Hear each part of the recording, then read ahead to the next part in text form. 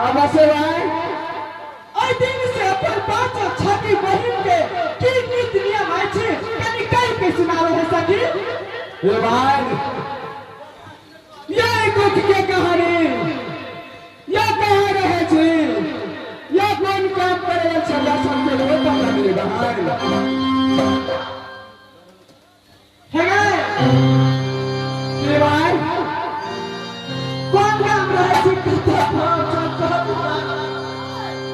अरे भेदारी देती अरे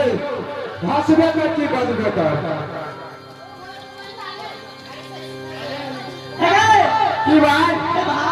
पिता दिन से अपने के इंद्रासन में इंद्री बाबा के दरबार में पांचों छठों सखी नाच गान करे छलो है बहार। अवश्य भाई कुछ बात के चुप्पी हो गए